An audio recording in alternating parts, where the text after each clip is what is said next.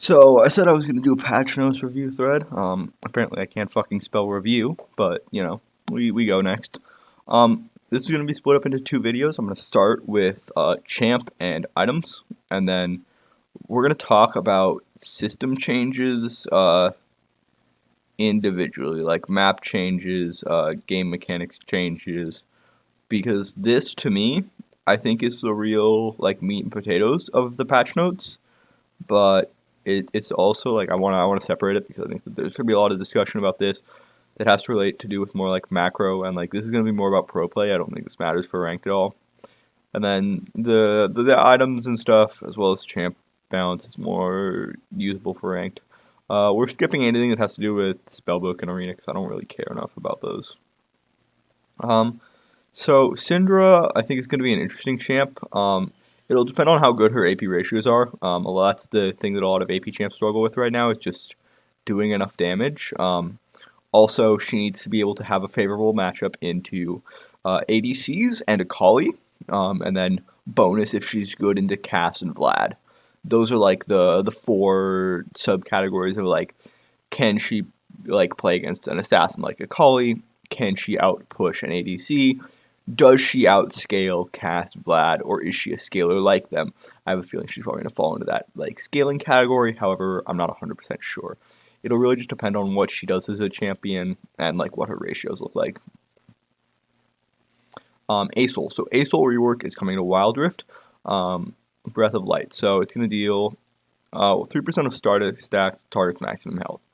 So if you have a Stardust stack, it's going to deal 0.3%. So 3 Stardust stacks is 1%. This is going to be insane stacking with Liandry's.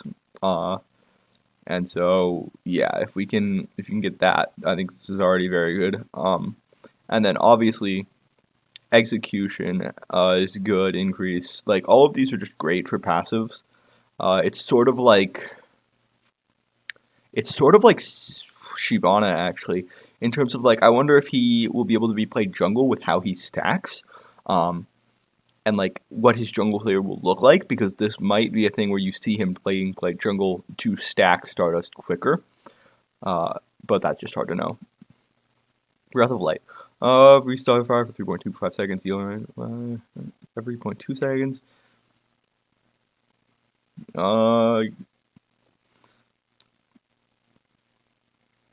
So he gains 1 stack of Stardust.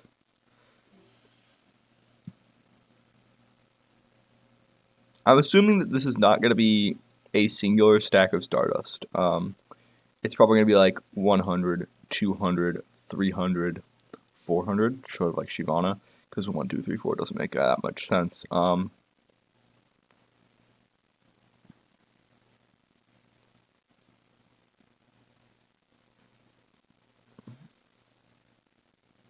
It doesn't say what the cooldown is. If it's channeled for more than 2.5 seconds, I'm assuming it's base cooldown, and then it'll get shorter as it levels up, as usual.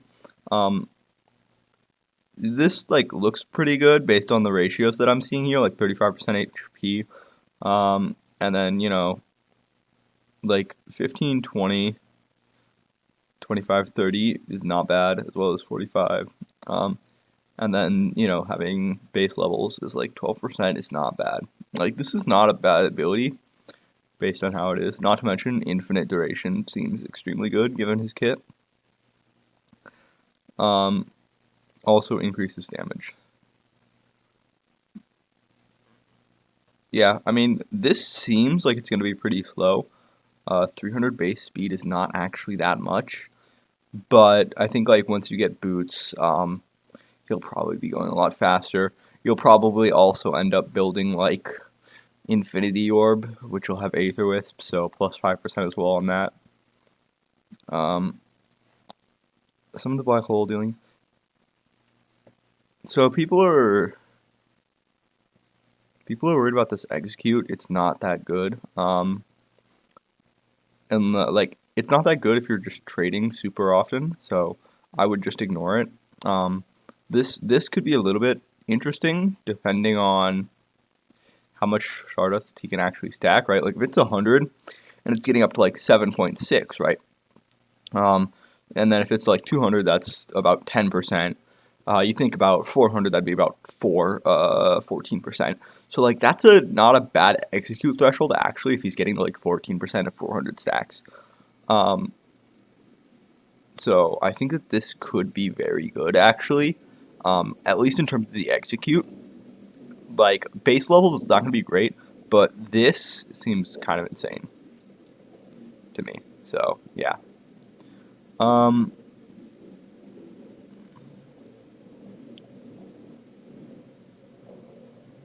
so for every second he gains a stack, so it's probably based on hundreds.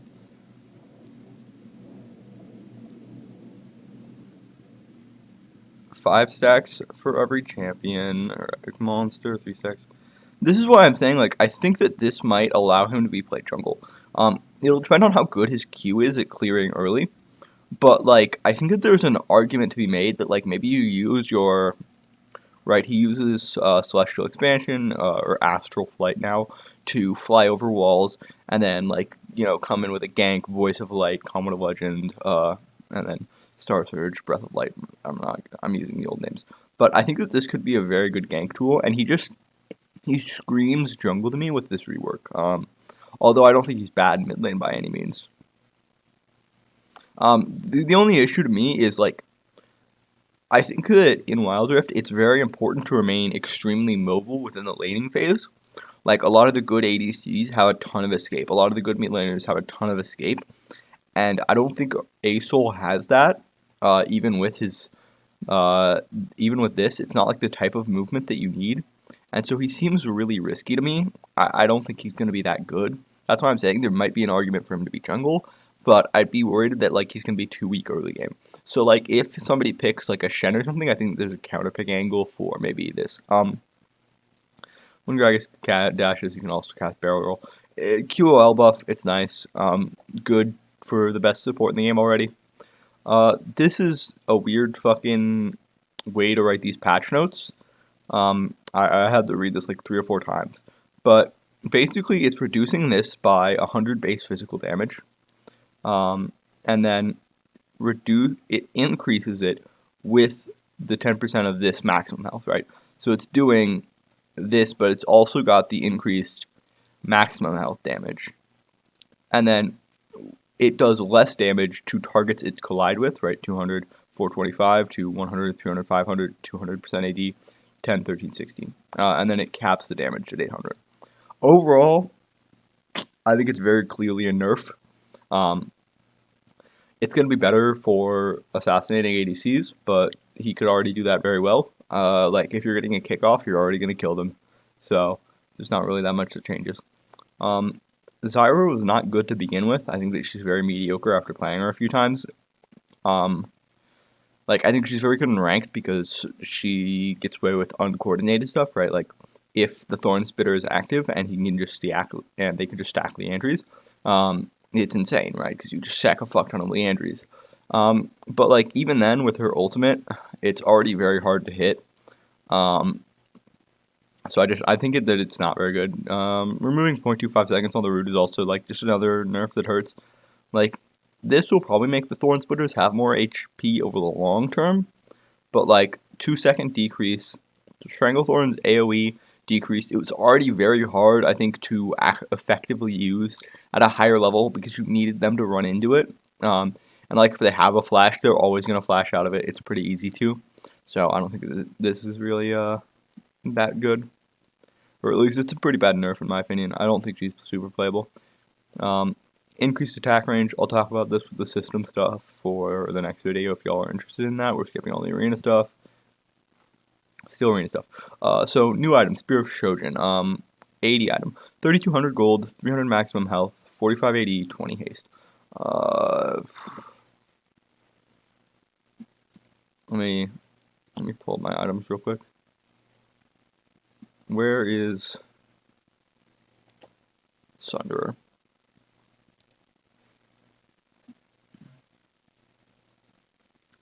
So, Sunderer is 25 AD, 25 haste, 4,400 health. This is 3,450. This is 300 HP, so 25 AD, 5 less haste. It's BF Sword, Kindle Gem, 700 gold. So increases ability haste by 25% for 6 seconds after casting an ultimate, and grants 30% bonus movement speed that decays over 3 seconds. Scoring a takedown within 6 seconds refreshes the ability duration. I don't think people are going to like this, because it seems like people are hyped for this item. This item seems like dog shit. There's no reason to build it over something like Sunderer, which does way more damage, and, like, has a lot more utility. Like, it doesn't have any sort of unique niche. It just gives you a fuck ton of ability haste, which, like, on some champs, I could see it. But, like, you know, like, the Jaxes, the Vaynes, stuff like that's gonna spam it. But, like, even then, it is innately tied to the cooldown of your ultimate, and so it's not actually that good, because you, first of all, have to get a takedown. You have to be able to cast your ultimate, and so it doesn't give you any sort of CC protection. That means you can't build it first. You're gonna have to build it second or third.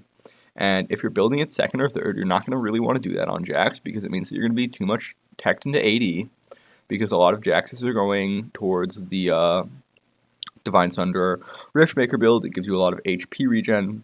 I could see it maybe being swapped out for Riftmaker. That wouldn't surprise me too much, but I don't think it's necessarily that great. It's just like a below average item, in my opinion. There's not going to be a ton of people that are building it, unless I'm just mistaken on how this works.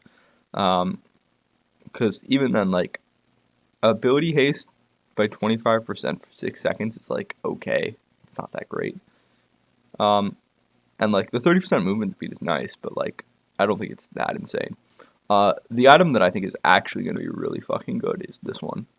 The reason that I think it's going to be really good is not because it's game breaking or, like, game warping, but because it allows tanks to actually be played topside. I think topside tanks have been, like, just, like, we've seen Shen jungle, we've seen, like, Mundo jungle, we've seen Nunu fucking a couple times, but, like, the reason that there's no tanks topside is because a lot of them lack the wave clear necessary to actually play the game. And, like, what happens is they'll get Hullbreaker built against them, and once they get Hullbreaker built against them, they can't actually match clear for clear with, like, the Camille's, the Renekton's, Aatrox, Fiora, Jax, right? Like, all of these champions that have a really strong push, they can't match. And so that's why I think this is going to come in, because, like, as you get faster and faster push, you get diminishing returns, right? Because, like, let's say, right, like, if the level curve looks like this, right, for, this is speed of push, and then this is level, right? We'll just say, I don't like level, we'll say time. I like time.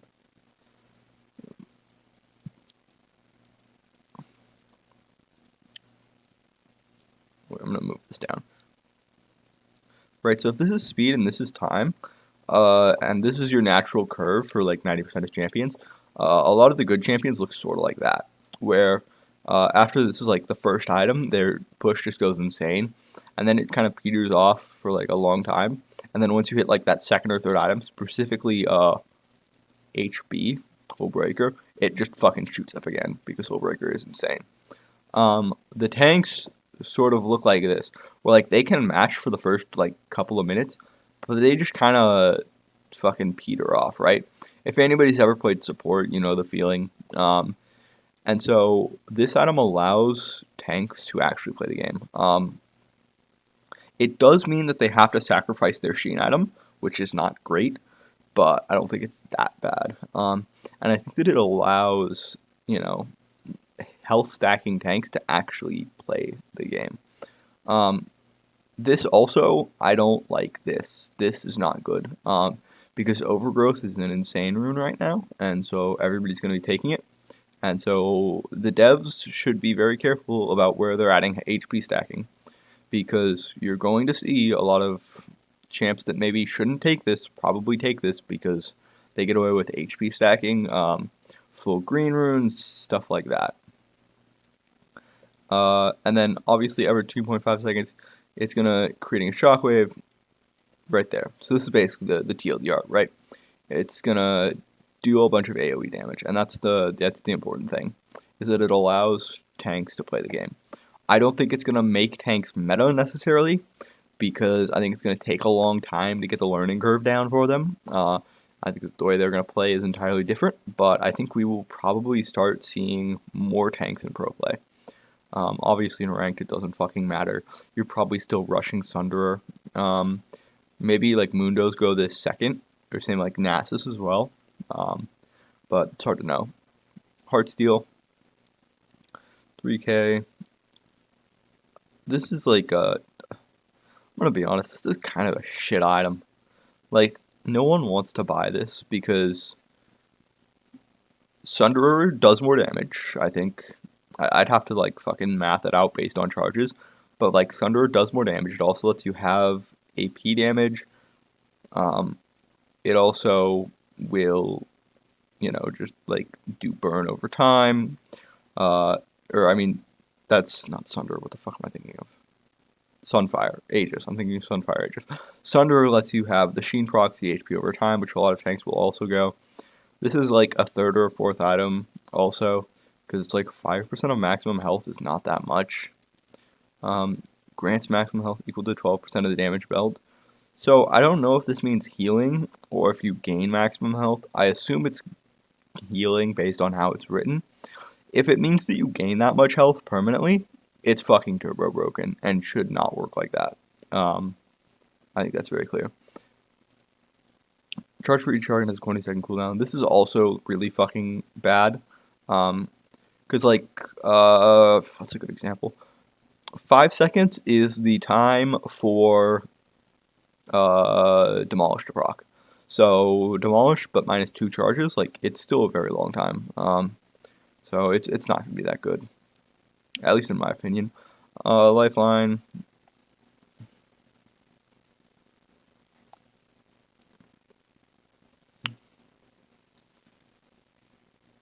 So it seems like they're just changing. Yeah, so this is why I say I think it's healing, because like it seems like they don't want to have this be affected by Grievous Wounds, which is why I think they're saying grants maximum health, because Grievous Wounds is very good right now, but this sort of skirting the rules stuff is not good for the game, and like you want your interactions to be consistent, and this is like wildly inconsistent, and so I don't like it. Similar here, where it's like they're doing the exact same thing and just trying to skirt the fucking rules about how healing works, which is fucking stupid. Like, get over yourself and nerf Grievous Wounds, or just make it, or nerf the healing so that we don't have to fucking buy Grievous Wounds every single game.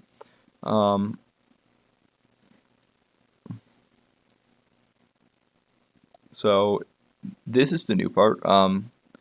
Basically, it'll auto-consume your determination to heal yourself for half the amount, which I think it makes it a lot better. I mean, it's just like, this is a nice QOL change. Randuin's was already like shifting in to be that anti-crit item that it actually was designed to be. I think the rework did what it was supposed to on this item, so I don't think I have a problem with that. This item is going to be dog shit. I'm sorry to tell y'all. Why? So first of all, people already weren't buying this item. Let's start with that. Now it's not going to give you any MR. It's going to give you HP instead. But it's not going to give you anything to, like, do it with, right? Like, the magic resist was super important, and the reason why I think a lot of people would actually buy this, because it gives you both MR and armor. Now that it doesn't, there's no fucking reason to be honest. It's just, yeah, it's so mid.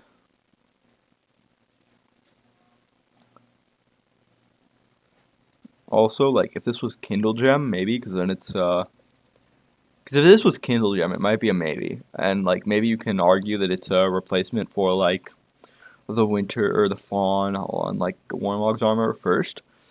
But, like, with this, like, HP doesn't mean that you're going to immediately buy it first, especially with no ability haste. It's not worth. Runon's just getting another fucking nerf. Like, this item is getting fucking shit on. Unfortunate. This is what I really wanted to talk about, because this, to me, is just the devs being fucking lazy. And so, let's talk about it.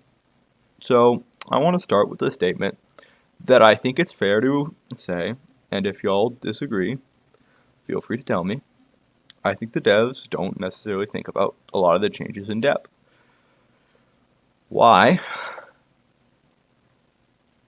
did you remove this and remove the 3 stacking, right? Because what happened was it used to be you would upgrade into Targons and then into Bulwark. And so now it's just straight into the level 2 item, right? Version 4.3.